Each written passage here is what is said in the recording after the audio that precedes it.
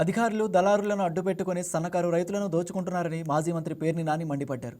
Bandar revenue division పరిధిలోని ఇద్దరు ఎంఆర్ఓలు RDO Sambasivarao ఆక్వారంగ రైతులను పట్టి పీడిస్తున్నారని అన్నారు.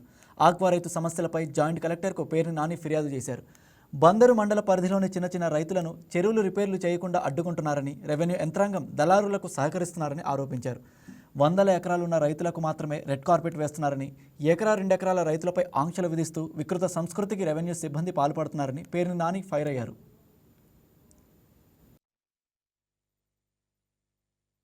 శ్రీపట్నం మండలంలో సముద్ర తీర ప్రాంతం అవటం వల్ల, అలాగే ఇరిగేషన్ మురుగు కాలువలన్నీ కూడా వ్యవసాయానికి సంబంధించినటువంటి మురుగు కాలువలన్నీ కూడా బందర్ ప్రాంతంలోనే సముద్రంలో కలిసేటువంటి పరిస్థితుల దృష్ట్యా చిన్న వర్షం పట్టినా కూడా వరి పొలాలన్నీ కూడా పంట నాశనం జరుగుతున్నటువంటి పరిస్థితులను బట్టి అనాదిగా 1990 నుంచి మెల్లమెల్లగా గ్రామం ఎక్కడెక్కడైతే పొలం నాశనం అవుతుందో, వరి వ్యవసాయం ఊడవటానికి ఇబ్బందికరమైన పరిస్థితులు తలెత్తున్నాయో ఆ ప్రాంతంలో ఉన్నటువంటి, ఆ గ్రామాల్లో ఉన్నటువంటి అన్ని పొలాలు కూడా చెరువుల కింద రైతులు తవ్వుకోవడం జరిగింది. 1990 అంటే సుమారుగా 40 సంవత్సరాల నుంచి మచిలీపట్నం ప్రస్తుత సౌత్ మండలంలో ఉన్నటువంటి చిన్నాపురం గాని, కొంత పార్టీ యాదర్ గాని, లేదా తుమ్మల చెరువు గాని, లేదా కోన గాని, కేపిటిపాలెం గాని, వాడపాలెం గాని, బందర్ వెస్ట్ గాని, బందర్ సౌత్ గాని, కరాల దెబ్బ గాని, పల్లితుమ్మలపాలెం గాని, పొల్లాటి తిప్ప గాని, ఈ గ్రామాల పరిధిలో ఉన్నటువంటి అంతా కూడా దాదాపు ఆల్మోస్ట్ 80-90% చెరువుల కింద మారిపోవడం జరిగింది.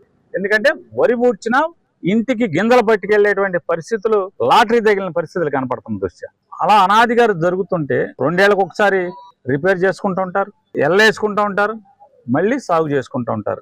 ఈ వేసవకాలం ముందు ఆ సీను గారి వీళ్ళిద్దరిని కూడా చేయి దడపండి.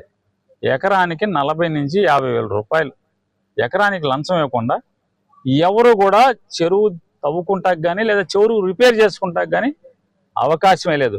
బోర్ వేసుకోవాలంటే, ఒక బోర్ వేసుకోవాలంటే 45,000, తవ్వుకోవాలంటే 50,000, కాళ్ళ ఏళ్ళ పడితే 40,000 రిపేర్ చేసుకుంటాకి, తవ్వుకుంటాకు కానీ.